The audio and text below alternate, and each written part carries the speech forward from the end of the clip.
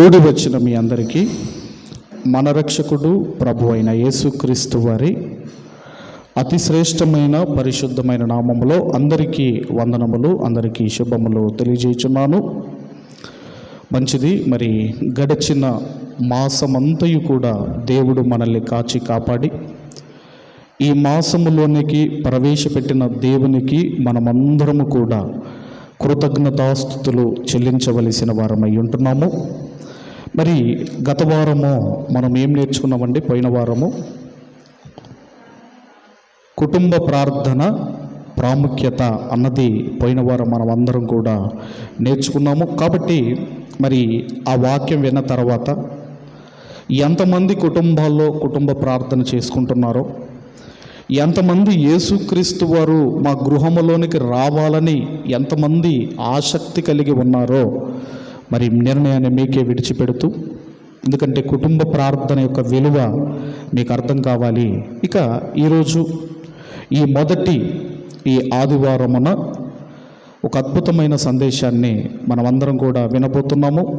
మరి చాలా జాగ్రత్తగా మీరు బ్రతికున్నంత వరకు నేను చెబుతున్న ప్రతి అంశము మీరు మీ హృదయం అనే పలకల మీద రాసుకోవాలని నేను వేడుకుంటూ, మరి ఈ సమయంలో మనము నేర్చుకుంటున్న అంశము ఏంటి అన్నప్పుడు ప్రభు బల్ల ఆరాధన అన్న టైటిల్ పెట్టుకోండి.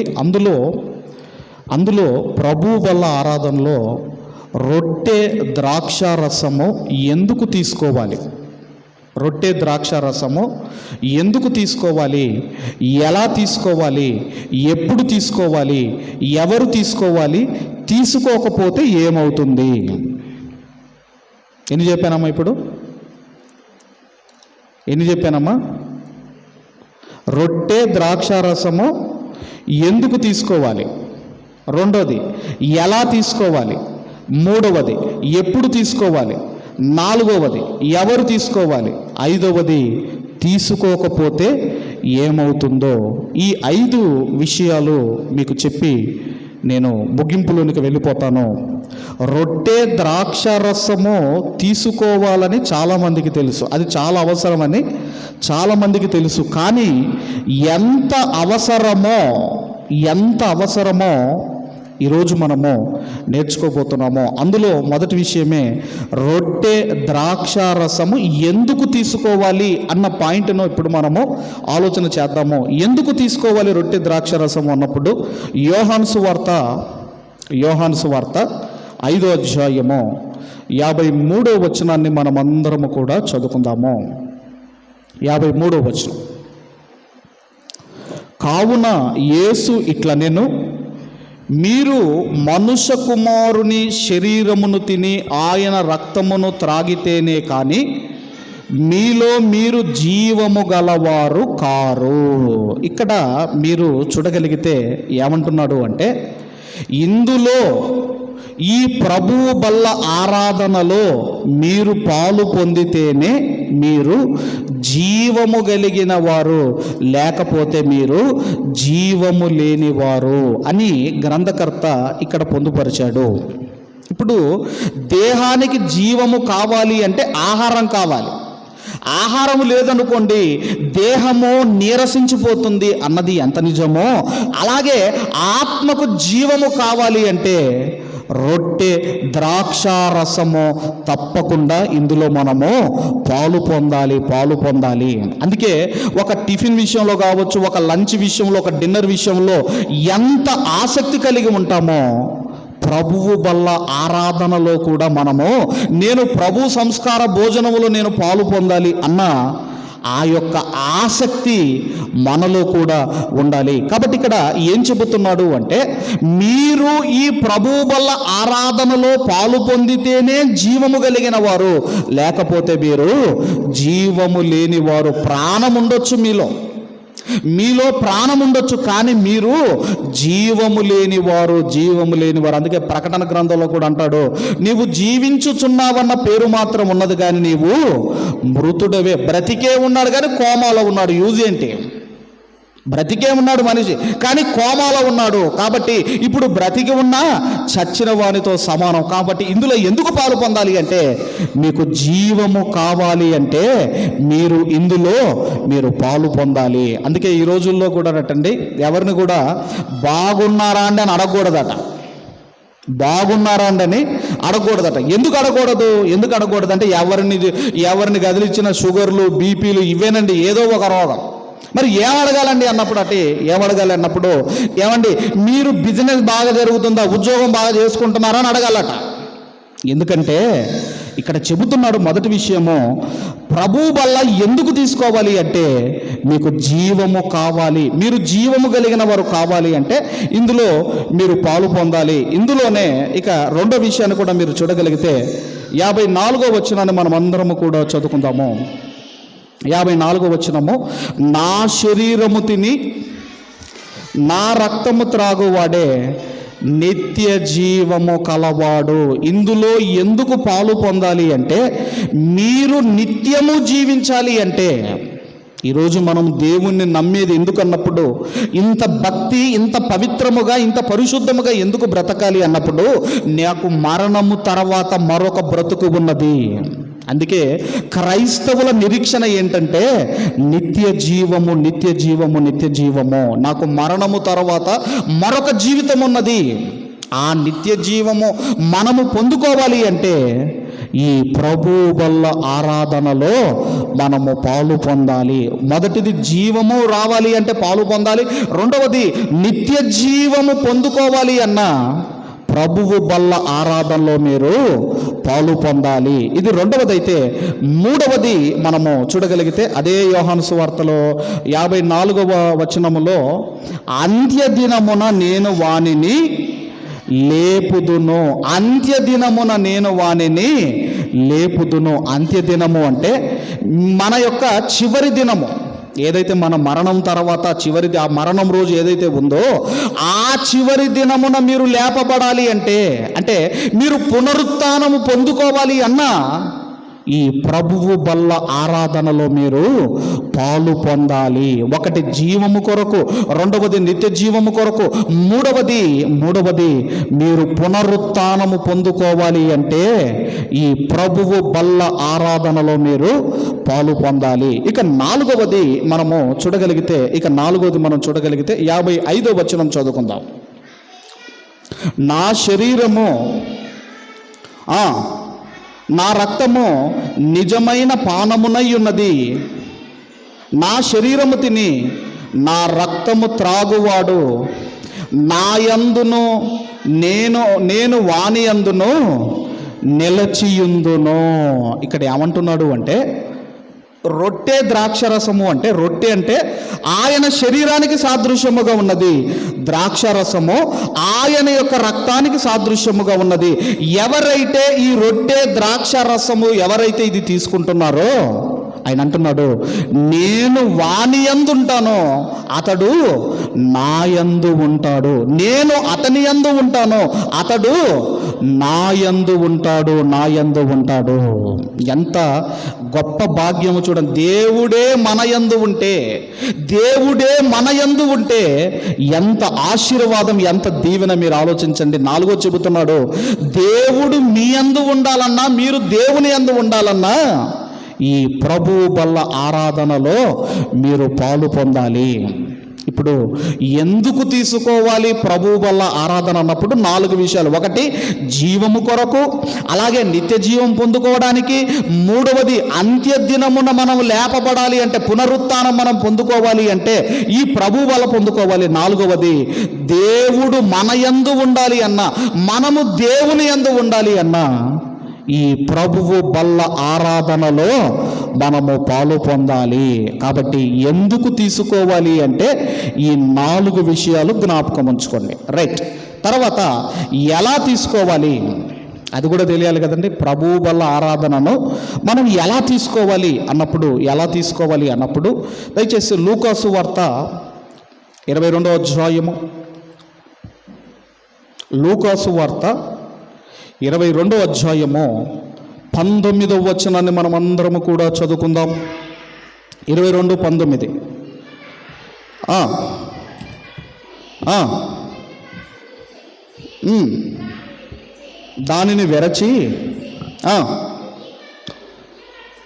ఇది మీ కొరకు ఇయ్యబడుచున్న నా శరీరము, నన్ను జ్ఞాపకము చేసుకొనుటకై దీనిని చేయుడని చెప్పాను. యేసుక్రీస్తు వారే స్వయంగా ఎలా తీసుకోవాలో ఆయన నేర్పించి చూపించి ఆయన మనల్ని అనుసరించమంటున్నాడు. ఏమంటున్నాడు అంటేనండి, ఇక్కడ మీరే ఒకసారి మనం ప్రార్థన చేసి విరిచిన తర్వాత, బాగా వినండి, ఇది చాలా జాగ్రత్తగా వినండి. ప్రార్థన చేసి మనము రొట్టెను రెండుగా విరిచిన తర్వాత మీరే ఆ రొట్టెలో కొంచెం కొంచెం మీరే తీసుకోవాలట. మీరే కొంచెం కొంచెం ఆ రొట్టెలు మీరే తీసుకోవాలి. ఎలా తీసుకోవాలి అంటే మీరే చించి తీసుకోవాలి. రెండవది, కృతజ్ఞతాస్తుతులు చెల్లించి తీసుకోవాలి. మూడవది, మీరు ప్రార్థించి ఆ రొట్టె మీ చేతిలోనికి రాగానే మీరేం చెయ్యాలి అంటే ప్రార్థించి తీసుకోవాలి. అదే అధ్యాయంలో 20వ వచనం కూడా మీరు చూడగలిగితే, 20వ వచనం ఆ ప్రకారమే భోజనమైన తర్వాత ఆ గిన్నెను పట్టుకొని, ఈ గిన్నె మీ కొరకు చిందించబడుచున్న నా రక్తము వలనైన క్రొత్త నిబంధన, ఆ పాత్రను ఎత్తుకొని మనం ప్రార్థన చేసి అందరికీ పంచిపెట్టాలి. అందరూ అప్పుడు తీసుకోవాలి అంటున్నాడు. కాబట్టి ఎలా తీసుకోవాలో కూడా దేవుడు ఒక నిర్ణయం పెట్టాడు, ఒక నియమం పెట్టాడు. ఎలా తీసుకోవాలో ఒక నియమం పెట్టాడు. ఎలా పడితే అలా తీసుకోవద్దండి. ఇది ఒక నియమం ప్రకారము దేవుడు ఈ ప్రభువు వల్ల ఆరాధన చేయమంటున్నాడు. ఇది రెండో విషయం. అయితే ఇక మూడో విషయం మనం చూడగలిగితే, ఎప్పుడు తీసుకోవాలి. కొంతమంది నెలకొకసారి తీసుకుంటారు, కొంతమంది నెలకు 2 సార్లు తీసుకుంటారు, మరికొందరు వారానికి ఒక్కసారి తీసుకుంటారు. అయితే ఎప్పుడు తీసుకోవాలి? మరిది ప్రభువు వల్ల ఆరాధనలో మనం ఎప్పుడు పాలు పొందాలి, ఎప్పుడు తీసుకోవాలి, ఈ రొట్టె ద్రాక్షరసం ఎప్పుడు విరవాలి అన్నప్పుడు బైబిల్ గ్రంథంలోనికి వెళ్ళి మనం చూడగలిగితే, దయచేసి అపోస్తులుల కార్యములు 2వ అధ్యాయము 46వ వచనాన్ని మనం అందరము కూడా చదువుకుందాము. మరియు వారి ఏక మనస్కులై ప్రతి దినము దేవాలయములో తప్పక కూడుకొనుచు, ఇంటింట రొట్టె విరుచుచు, దేవుణ్ణి స్తుతించుచు, ప్రజలందరి వలన దయ పొందిన వారై. ఇక్కడ ఏమని మనం చదువుకుంటున్నాము అంటే, ప్రతి దినము దేవాలయములో కూడుకొనుచు ఇంట రొట్టె విరుస్తున్నారు. ఇంట ప్రతి ఇంట్లో వాళ్ళు ఏం చేస్తున్నారు? రొట్టె విరుస్తున్నారు. ఈ సందర్భం మనకు అర్థం కావాలి అంటే, ఆ రోజు 3,000 మంది బ్యాప్టిజం తీసుకున్నారు. సంఘం ప్రారంభంలో 3,000 మంది బ్యాప్టిజం తీసుకున్న తర్వాత వీళ్ళు ఏమనుకున్నారు అంటే, మనం వాక్యంలో ఎదగాలి, మనం ప్రార్థనలో ఎదగాలి, మనం దేవునిలో ఎదగాలి అంటే ప్రతి దినము మనము దేవాలయములో కూడుకోవాలి. ఒకవేళ ప్రతి దినము దేవాలయంలో మీరు కూడుకుంటే మీ బిజినెస్లు ఏం కావాలి, మీ ఉద్యోగాలు ఏం కావాలి, మీ పనులు ఏం కావాలి? కానీ ఆ రోజున్న మొదటి శతాబ్దపు క్రైస్తవులు ఎప్పుడైతే రక్షించబడ్డారో వీళ్ళు ఏమనుకున్నారు అంటే, మనం దేవుళ్ళు ఎదగాలి, మన వాక్యంలో ఎదగాలి, మన ప్రార్థనలో ఎదగాలి అని ప్రతి దినము దేవాలయంలో కూడుకుంటున్నారు. తర్వాత ఏం చేస్తున్నారు అంటే, ఈరోజు యేసుపాదం సార్ మీరు ఈరోజు మేము విందు రెడీ చేస్తామండి, తర్వాత రేపు ప్రభుదాస్ సార్, తర్వాత ఇదిగో స్వామి గారు, తర్వాత డేవిడ్ రాజు గారు, ఇలా వీళ్ళు ఏం చేస్తున్నారు అంటే ప్రతిరోజు దేవాలయంలో కూడుకుంటున్నారు. ఒక్కొక్క ఇంటికి వెళ్ళి రొట్టె విరుస్తున్నారు. ఎందుకు రొట్టె విరుస్తున్నారు అంటే, ఇజ్రాయెల్ దేశంలో వాళ్ళ యొక్క ఆహారం ఏంటండి? రొట్టెలు. అందుకే రొట్టెల నిలయము. కాబట్టి వాళ్ళ ఫుడ్ ఏంటంటే రొట్టెలు. కనుక ప్రతి ఇంట్లో రొట్టెలు విరుస్తున్నారు. ఇప్పుడు మనకు ఆదిలాబాద్ నుంచి ఒక 19 కిలోమీటర్స్ మనం వెళ్ళామనుకోండి, మహారాష్ట్ర టచ్ అయింది మనకు. ఇప్పుడు ఈ మహారాష్ట్ర నుంచి కొంతమంది ఆదిలాబాద్ సైడ్ వస్తూ ఉంటారు. వాళ్ళు వలస వచ్చి అక్కడ వాళ్ళు ఏం చేస్తారంటే సాయంత్రం అయినా ఎప్పుడైనా కానండి ఆ రోడ్డు మీదనే రొట్టెలు చేసుకొని తింటూ ఉంటారు. వాళ్ళు ఎందుకు తింటారు అన్నప్పుడు అండి, ఎందుకంటే అక్కడ వాళ్ళ ఫుడ్ ఏంటంటే రొట్టెలు కనుక. రొట్టెలు, మన ఫుడ్ ఏంటంటే రైస్, మనది అన్నము, వాళ్ళది రొట్టెలు కనుక ప్రతిరోజు దేవాలయంలో కూడుకుంటున్నారు. ఎవరైతే ఆ రోజు విందుని ఏర్పాటు చేసుకుంటున్నారో వాళ్ళ ఇంటికి వెళ్ళి రొట్టెలు విరుస్తున్నారు. ఇది ఒక సందర్భం. అయితే మరి ఎప్పుడు విరవాలి? ఇక్కడ ఏమనుందంటే ప్రతిరోజు రొట్టెను విరుస్తున్నారని ఉంది. మరి ఎప్పుడు విరవాలో మనకు తెలియాలి అంటే, ఎప్పుడు తీసుకోవాలో మనకు తెలియాలి అంటే, మొదటి శతాబ్దపు ఆ క్రైస్తవులు, ఆ ఆదిమ సంఘము ఎప్పుడు తీసుకుందో మనకు తెలిస్తే మనము కూడా అప్పుడే తీసుకోవాలి. మరి వాళ్ళు ఎప్పుడు తీసుకున్నారో మనం చూడగలిగితే అపోస్తుల కార్యములు 20వ అధ్యాయము 7వ వచనాన్ని మనం అందరము కూడా చదువుకుందాము. ఆదివారమున మేము రొట్టె విరుచుటకు కూడినప్పుడు పౌలు మరునాడు వెళ్ళనయుండి వారితో ప్రసంగించుచు అర్ధరాత్రి వరకు విస్తరించి మాటలాడుచుండెను. ఇంతకుముందు మనం చూడగలిగితే ఇక్కడ ఇంతకుముందేమో ప్రతిరోజు దేవాలయంలో కూడుకొని ఇంటింట రొట్టె విరుస్తున్నారు. కానీ ఇక్కడికి వచ్చేసరికి ఆదివారమున మేము రొట్టె విరుచుటకు కూడినప్పుడు, ఆదివారమున మేము రొట్టె విరుచుటకు కూడినప్పుడు. ఏ ఆదివారమో?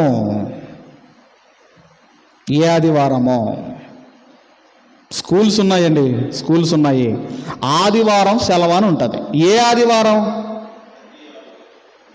ఏ ఆదివారం అండి? ఇది మీకు అర్థమైతే ఆదివారము అన్నాడు. ఏ ఆదివారము? మరి అక్కడ ప్రతి ఆదివారం లేదు కదండి అని కొంతమంది అనొచ్చు.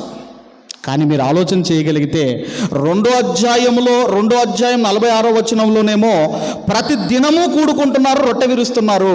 ఇప్పుడు 20వ అధ్యాయం 7వ వచనానికి వచ్చేసరికి ఏమంటున్నాడు అంటే ఆదివారమున మేము రొట్టె విరుచుటకు కూడినప్పుడు అంటున్నాడు. ఇప్పుడు ఎవరైనా దగ్గరైనా ఇంగ్లీష్ బైబిల్ ఉంటే దయచేసి ఇదే వచనాన్ని, ఇంగ్లీష్ బైబిల్ ఉంటే ఎవరైనా 20వ అధ్యాయము 7వ వచనం ఒకసారి, ఇంగ్లీష్ బైబిల్ ఉన్నవాళ్ళు, మన మొబైల్ ఉంది కదమ్మా ఇంగ్లీష్ బైబిల్ ఉన్నవారు ఒకసారి చూడండి అక్కడ ఏమనుందో. ఇంగ్లీష్ బైబిల్ ఏమనుందంటే and upon the first day of the week అని ఉంది. చూడండి మీ బైబిల్లో. ఇంగ్లీష్ బైబిల్ ఏముందండి? The first day of the week అని ఉంది. The first day of the week అని ఇంగ్లీష్ బైబిల్లో ఉంది. తెలుగు బైబిల్లో ఏమనుందంటే ఆదివారమున అని ఉన్నది. ఇప్పుడు వారానికి మొదటి రోజు ఏంటండి అమ్మ? వారానికి మొదటి రోజు ఏంటమ్మా? రోజు దేంతో ప్రారంభమవుతుంది? వారం ఏ రోజుతో ప్రారంభమవుతుందండి? ఆదివారముతో. అంటే ఎప్పుడు రొట్టె విరవాలి అంటే ప్రతి ఆదివారము రొట్టెను విరవాలి. ప్రతి ఆదివారము సంఘముగా కూడుకొని రొట్టె ద్రాక్షారసము తీసుకోవాలి.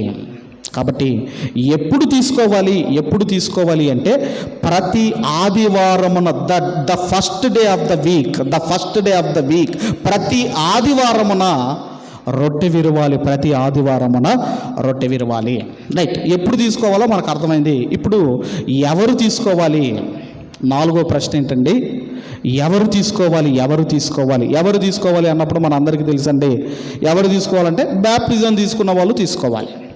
ఎవరైతే బ్యాప్టిజం తీసుకుంటారో వారు ఈ ప్రభు బల ఆరాధనలో పాలు పొందాలి. కానీ బ్యాప్టిజం తీసుకుంటేనే సరిపోదు, మీకు కొన్ని అర్హతలు ఉండాలి. ఏముండాలి? మీకు కొన్ని అర్హతలు ఉండాలి. ఆ అర్హతలు ఉంటేనే మీరు ప్రభు బల దగ్గరికి మీరు సమీపించాలి. ఏంటి అర్హతలు అన్నప్పుడు దయచేసి కొరంథీయులకు రాసిన మొదటి పత్రిక 17వ అధ్యాయము 27వ వచనాన్ని మనం అందరము కూడా చదువుకుందాం. 27వ వచనం మనం అందరం కూడా కాబట్టి ఎవడు అయోగ్యముగా ప్రభు యొక్క రొట్టెను తినునో లేక ఆయన పాత్రలోనిది త్రాగునో వాడు ప్రభు యొక్క శరీరమును గూర్చియు రక్తమును గూర్చియు అపరాధి అగును. ఒక స్వీట్ ఉన్నదనుకోండి, అందరూ తీసుకోవచ్చు. ఒక మిక్చర్ ఉందనుకోండి, అందరూ తీసుకోవచ్చు. కానీ ప్రభు బల్ల దగ్గరికి వచ్చేసరికి ఎలా ఉండమంటున్నాడు? యోగ్యుడు, యోగ్యమైన వాడు, యోగ్యత కలిగి నువ్వు తీసుకోవాలి.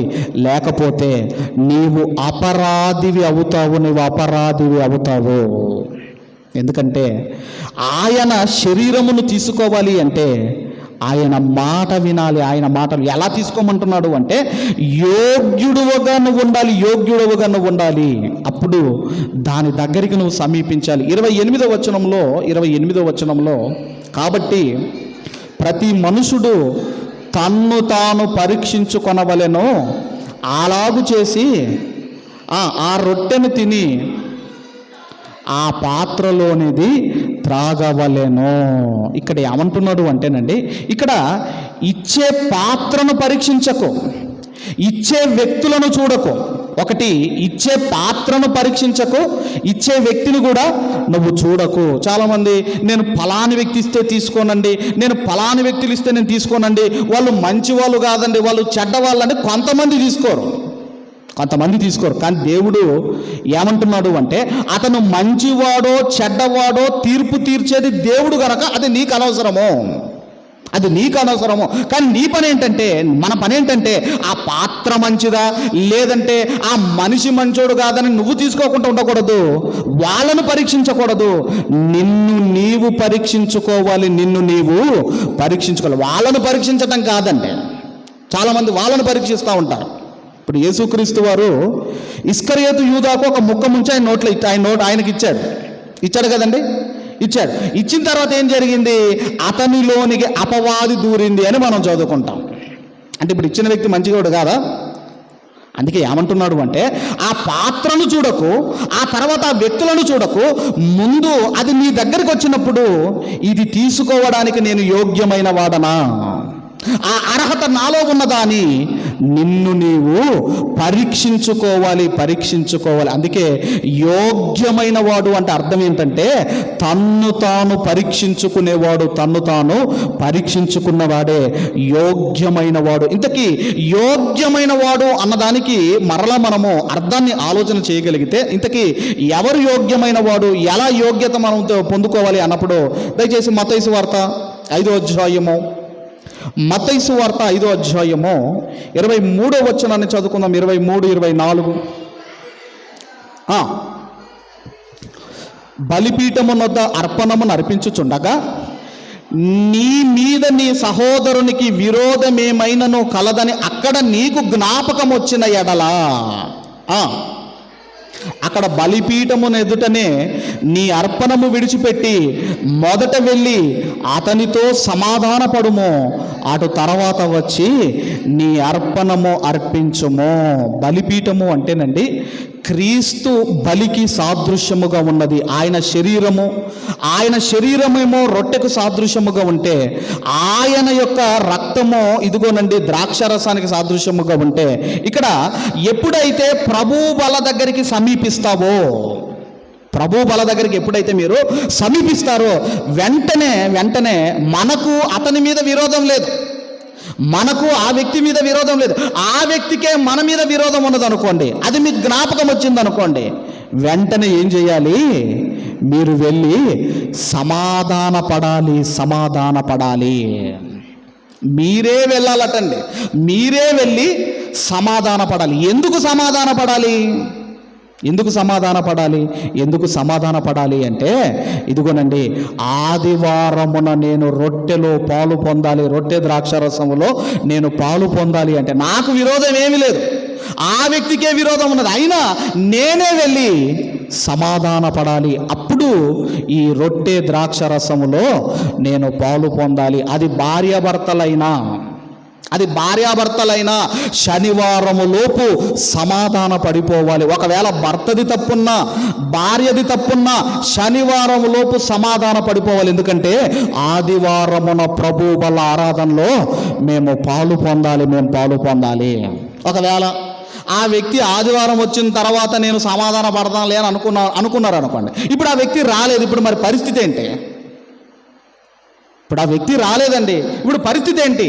పరిస్థితి ఏంటి అన్నప్పుడు, అందుకేనండి ఈ ఈ ఈ వారంలో ఈ మధ్యలో ఎక్కడో దగ్గర మనకు తగులుతాడు కదా, ఈ మధ్యలో సమీపముగా ఉన్నప్పుడే ఆ వ్యక్తితో మనం సమాధాన పడాలి. అందుకే ఇక్కడ ఆయన ఏమంటున్నాడు అంటే, నువ్వే వెళ్ళి ఆ వ్యక్తితో నువ్వు సమాధాన పడు.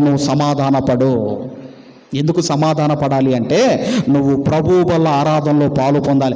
ఎందుకు ప్రభువు వల్ల ఆరాధనలో నేను పాలు పొందాలి అంటే, నాకు జీవము కావాలి, నాకు నిత్య జీవము కావాలి, అంత్యదినమున నేను లేపబడాలి.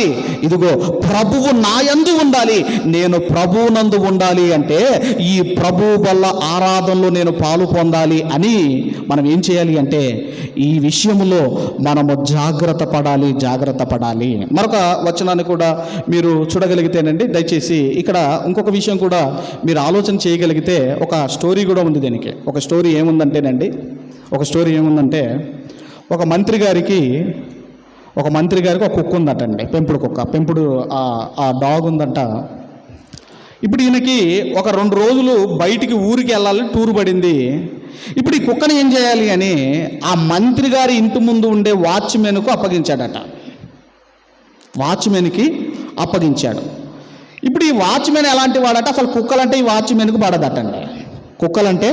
ఈ వాచ్మెన్కు పడదు. ఇప్పుడేమో మంత్రి గారేమో కుక్కని ఇచ్చాడు. ఇప్పుడు ఈ కుక్కని తీసుకున్న వాచ్మెన్ ఏం చేయాలండి? దాన్ని వెలగొట్టాలా, దాన్ని జాగ్రత్తగా చూసుకోవాలా? ఏం చేయాలంటే దాన్ని జాగ్రత్తగా చూసుకోవాలి. ఎందుకంటే యజమానునితో ఈ యొక్క వాచ్మెన్కు ఆధారపడి ఉన్నాడు, ఆయన మీద, యజమానుని మీద ఆధారపడి ఉన్నాడు గనక ఇతనికి కుక్క నచ్చకపోయినా ఆ యజమానుని కొరకు ఇతను ఏం చేయాలి? ఆ కుక్కను సహించాలి, ఓర్చుకోవాలి, భరించాలి. ఇది మీకు అర్థమైతే దేవుడు కూడా ఏమంటున్నాడు అంటే, మీరు కూడా ప్రభువు కొరకు ఒక వ్యక్తిని ఓర్చుకోండి, ఒక వ్యక్తిని భరించండి, ఒక వ్యక్తిని మీరు సహించండి. ఎవరి కొరకంటే ప్రభువు కొరకు. ఒక వాచ్మెన్ కుక్కను ఎలాగైతే ఓర్చుకుంటున్నాడో మనము కూడా ప్రభువు కొరకు ఓర్చుకోవాలి. అప్పుడప్పుడు భార్య ఏమని మాట్లాడతారంటే భర్తతో, నీ మొహం చూసి ఎవడుంటున్నాడు, అదొక పిల్లల మొహం చూసి నేను అన్ని ఓర్చుకుంటున్నాను. భర్త ఎన్ని ఇబ్బంది పెట్టినా, భర్త ఎంత బాధ పెట్టినా, పిల్లల మొహం చూసి ఒక భార్య ఎలాగైతే ఓర్చుకొని సహించి భరిస్తుందో, ప్రభువు ముఖము చూసి ప్రభువు కోసము మనము సహించాలి, మనం భరించాలి, ఇదిగో మనం ఓర్చుకోవాలి అంటున్నాడు. కాబట్టి ఇక్కడ యోగ్యమైన వాడు అంటే ఇదిగోనండి, దానికి అర్థం అది. ఇంకా మనము చూడగలిగితే అదే కొరింథీయులకు రాసిన మొదటి పత్రిక 11వ అధ్యాయము 31వ వచనాన్ని మనం అందరం కూడా చదువుదాము. 31. అయితే మనలను మనమే విమర్శించుకొనిన ఎడల తీర్పు పొందక యుందుదుము. ఇక్కడ ఏమంటున్నాడు అంటే, నిన్ను నీవే ప్రశ్నించుకో, నిన్ను నీవే అసలు ఆ యోగ్యత నాకున్నదా, ఆ అర్హత నాకున్నదా అని నిన్ను నీవే పరీక్షించుకోమంటున్నాడు. ఎలా తీసుకోవాలి అన్నప్పుడు, యోగ్యమైన వాడిగా ఉన్నప్పుడు తీసుకోవాలి. ఎలా తీసుకోవాలి అన్నప్పుడు, నిన్ను నీవు పరిశీలించుకొని తీసుకోవాలి. ఎలా తీసుకోవాలి అన్నప్పుడు, నిన్ను నీవు విమర్శించుకొని అప్పుడు ఆయన యొక్క బలిపీఠం ముందుకు రమ్మంటున్నాడు దేవుడు. అలాగే 30వ వచనం కూడా మనం చదవగలిగితే, 29వ వచనం దయచేసి 29వ వచనాన్ని కూడా మనం చదవగలిగితే, ప్రభువు శరీరమని వివేచింపక తిని త్రాగువాడు తనకు శిక్షావిధి కలుగుటకే తిని త్రాగుచున్నాడు.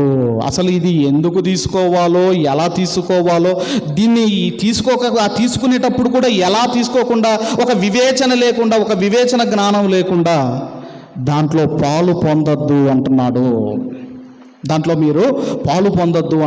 కాబట్టి ఇక్కడ మనము చూడగలిగితేనండి, చాలామందట నిద్రించుచున్నారు. చర్చికి వచ్చిన తర్వాత కూడా చాలామంది ఎందుకు నిద్రిస్తున్నారు అంటే, ప్రభువు చెప్పినట్టు వాళ్ళు బ్రతకటము లేదు. మందిరానికి వచ్చినా నిద్రిస్తున్నారు. ఎందుకు నిద్రిస్తున్నారు అంటే, ఇదిగోనండి ఆయన చెప్పినట్టుగా బ్రతకటం లేదు. కొంతమంది అండి ఇటువైపు మొబైల్ చూస్తూ ఇటువైపు రొట్టెని తీసుకుంటా ఉంటారు. అంటే దాని అర్థం ఏంటంటే దాని విలువ నీకు అర్థం కావటం లేదు, దాని విలువ నీకు అర్థం కావటం లేదు. నిన్ను నీవు అందుకే విమర్శించుకో, నిన్ను నీవు పరీక్ష చేసుకొని అప్పుడు ఇందులో నీవు పాలు పొందు, ఏదో మొదట ఆదివారం బ్యాప్టిజం తీసుకున్నాం కనుక మేమండి ఇక తీసుకోవడానికి మాకు అర్హత అనుకుంటే చాలా పొరపాటు. కాబట్టి ఎలా తీసుకోవాలి అన్నప్పుడు ఇదిగో ఇంత ప్రాసెస్ ఉందండి, ఇంత ప్రాసెస్ ఉంది. కాబట్టి ఆయన ఇస్తే తీసుకోను, ఈయన ఇస్తే తీసుకోను, ఆ వ్యక్తిని చూడకు, ఆ పాత్రను చూడకు. ఫస్ట్ ఏమంటున్నాడు, నిన్ను నీవు పరీక్షించుకో, వాళ్ళను పరీక్షించటం కాదు. అప్పుడు కరెక్ట్గా ఉంటే దాన్ని నువ్వు తీసుకోమని ప్రభు చెబుతున్నాడు. కాబట్టి ఎన్ని చెప్పానండి ఇప్పుడు? 4 చెప్పాను. చివరిగా 5వది, మరి రొట్టె ద్రాక్షరసం తీసుకోకపోతే ఏమవుతుందో 5వది కూడా మనం చూడగలిగితే అసలు తీసుకునేటప్పుడే జాగ్రత్తగా తీసుకోమంటున్నాడు.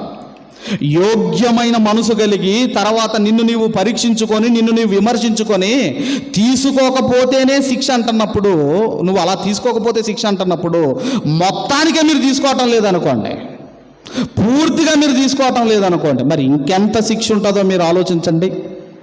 మరి తీసుకోకపోతే ఏమవుతుందో మీరు చూడగలిగితే హెబ్రీలకు రాసిన పత్రిక 10వ అధ్యాయము 26వ వచనాన్ని మనం అందరము కూడా చదువుకుందాము. మనము సత్యమును గూర్చి అనుభవ జ్ఞానం పొందిన తర్వాత బుద్ధిపూర్వకముగా పాపము చేసిన ఎడల పాపమునకు బలి ఇకను ఉండదు గాని అంటున్నాడు. ఇక్కడ సత్యము అంటేనండి వాక్యము. సత్యము అంటే వాక్యమును గురించి అనుభవ జ్ఞానం పొందిన తర్వాత, వాక్యమును గురించి అనుభవ జ్ఞానం పొందటం అంటే ఇదిగోనండి, ప్రభు నా కొరకు చనిపోయాడు, ఆయన నా కొరకు లేపబడ్డాడు, తన ఆఖరి రక్త బొట్టు వరకు నా కొరకు చిందించాడు, ఇవన్నీ మీకు తెలుసు. ఇవన్నీ అనుభవపూర్వకంగా తెలిసిన తర్వాత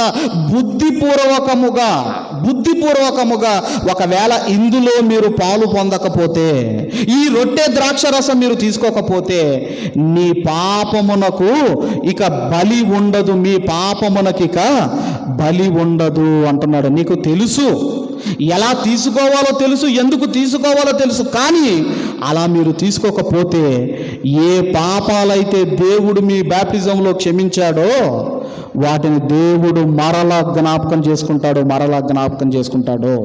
కొన్ని సందర్భాలు ఉంటాయండి, హెల్త్ ఇష్యూస్ ఉంటాయి, అసలు చర్చికి రాలేని పరిస్థితులు ఉంటాయి, కొంతమంది చర్చికి రాలేని పరిస్థితులు ఉంటాయి. ఆ టైంలో దేవుడు ఊరుకుంటాడు. అంతేగాని శనివారము రాత్రి అంతా మెలుకుండి ఆదివారం మెలక రాలేదండి అని వీళ్ళు కొంతమంది, ఆదివారం వండుకోవడానికి లేట్ అయిందని మరికొంతమంది, ఆదివారం బంధువులు వచ్చారు అందుకే మేము ఇందులో పాలు పొందలేదని మరికొంతమంది, ఇవన్నీ దేవుడు ఒప్పుకునే రీజన్స్ కాదు ఇవన్నీ కూడా. కాబట్టి పాపమునకిక బలి ఉండదు అని హెబ్రీ గ్రంథకర్త రాస్తే, మరొక గ్రంథకర్త ఏం రాశాడో మీరు చూడగలిగితే అపోస్తుల కార్యములు 8వ అధ్యాయము, అపోస్తుల కార్యములు 8వ అధ్యాయము 21వ వచనాన్ని మనం అందరం చదువుకుందాం. 21-22 చదవము.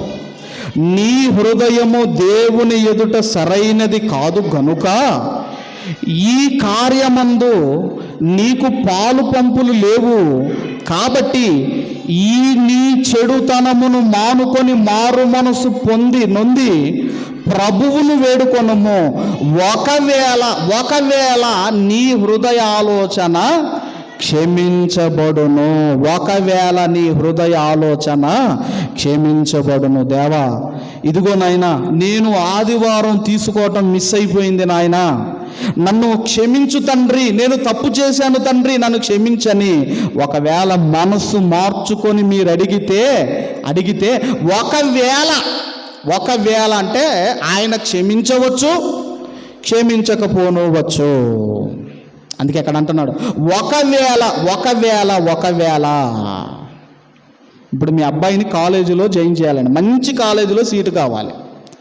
మంచి కాలేజీలో ఏదైతే కాలేజ్ అనుకుంటున్నారో అందులో మీ అబ్బాయికి సీట్ వచ్చేసింది, కన్ఫర్మ్ అయిపోయింది. ఇప్పుడు కాలేజ్ ప్రారంభమైన 10-20 రోజులకు వెళ్ళినా మీ అబ్బాయి సీటు కన్ఫర్మ్ అయ్యే ఉంటుంది. కన్ఫర్మ్ అయ్యి ఉంటుంది కదండి, కన్ఫర్మ్ అయి ఉంటుంది. అదే సీటు రాలేదు అబ్బాయికి సీటు రాలేదు. ఇప్పుడు మీరు ఏం చేస్తున్నారంటే ప్రయత్నాలు చేస్తున్నారు. ఈ ప్రయత్నాలలో మీ అబ్బాయికి రావచ్చు, సీటు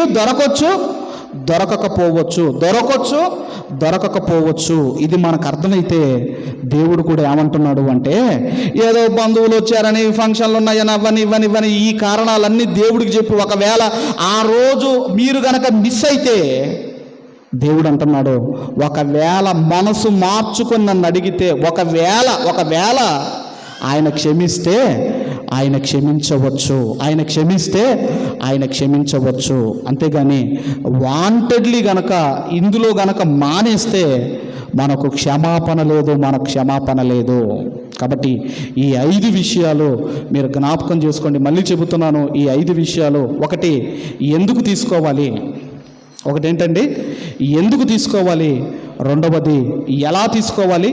మూడవది, ఎప్పుడు తీసుకోవాలి? నాలుగవది, ఎవరు తీసుకోవాలి? ఐదవది, తీసుకోకపోతే ఏమవుతుందో. ఇవన్నీ కూడా జాగ్రత్తగా మీ మనసులో పెట్టుకోండి. మీకు తెలిసిన వారికి షేర్ చేయండి. ఈ మాటల ప్రకారం మీరు బ్రతకండి. దేవుడు మీ అందరిని దీవించి ఆశీర్వదించును గాక. ఆమేన్. ఈ సమయంలో